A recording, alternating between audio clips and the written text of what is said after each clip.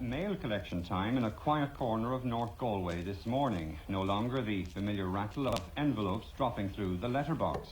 Instead, a brisk tramp to the nearest roadside delivery point. The controversial boxes now a growing feature of the rural landscape. Here in the parish of Clonberne, 10 miles from the town of Tuam, there's growing opposition to the boxes, although initially many people were quite willing to accept them. Farmer Martin Higgins is more fortunate than most, as he lives less than 200 yards away. Others at the far end of the village have a half-a-mile walk each morning. Tom Heron, what's your view on these boxes? Are you happy with them, or...? No, I'm not. No. We want our mail delivered at the house. The same as it always done in my lifetime. We never had to come out here for mail. And we don't want to come, and we won't come. If we don't get it, it'll have to be kept all together and leave us without anything. We're not going to have this at all. And why did you agree to it in the first place, then? I didn't agree to it. It was herself that agreed. She didn't agree either. No, she wasn't told the truth about it. She was told that she had to take it, that there was no other way out of it. And if she was told the truth, she wouldn't take the keys. And she sent the keys back, and they were sent down again by return of the post. And I don't know that the house now or not, I couldn't tell you. But I'm thinking that they are. And anyhow, you can take out a letter there without any key. And the young lads can take them out when they're coming home from school. Well, on post says that this is entirely voluntary, that nobody was forced in any way to accept a box like this. Now, why are you changing your mind? I'm changing my mind because we want to deliver it at the house. And we wasn't told it was voluntary. We wasn't told that at all. And if we were, there'd be no keys taken or no box there for us. I'm not happy with the delivery at all. Because I don't know when I have to come out here every day whether I have mail or not. I don't know when I have to come out anywhere whether I have it or not.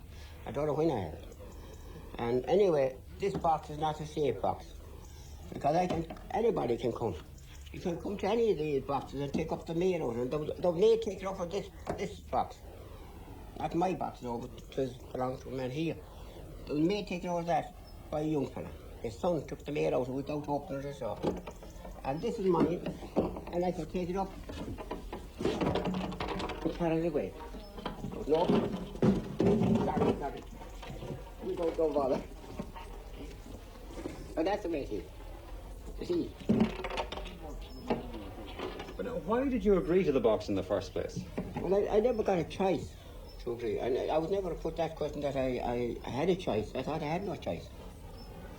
Well, on post says that everybody was told that this was a voluntary scheme, that nobody was forced to take it. They weren't shoved down your throats. No, we're sorry to say that. We were never told it was voluntary.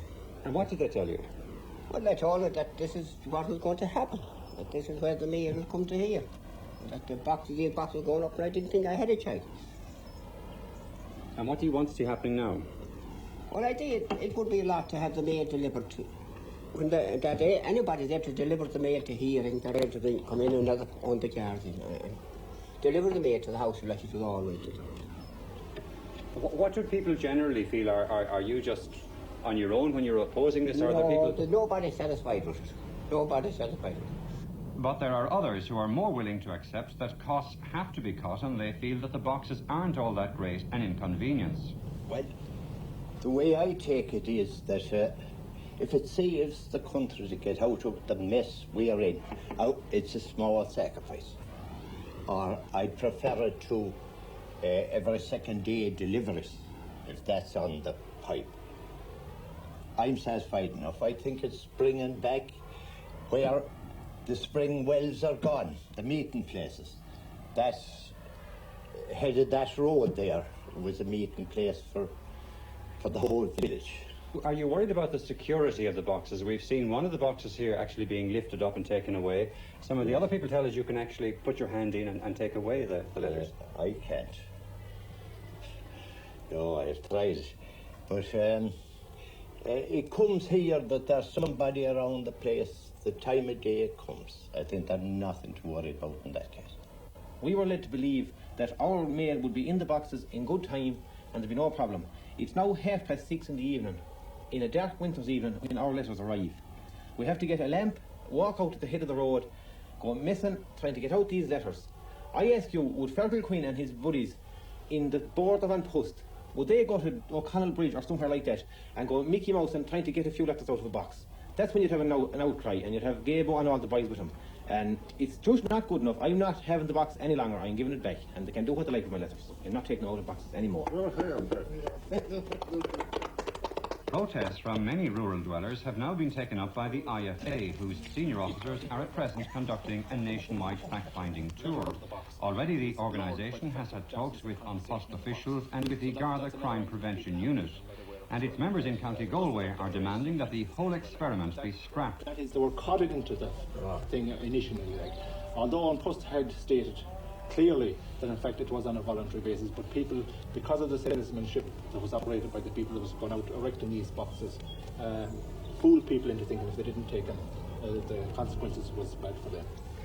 Right, I see. Well, that's a most alarming situation, because I think that they're pulling the wool over the eyes of people living in remote rural areas, and as well as that, they're getting them single-handed alone in their dwelling houses and selling this issue to them without informing them of the full facts of it. IFA Vice President John Donnelly maintains that many old people in particular would never have agreed to the scheme if it had been fully explained to them and if they hadn't been put under pressure to agree to the roadside boxes. What in effect An Post is doing is they're denying people living in rural areas a service which they are paying very well for.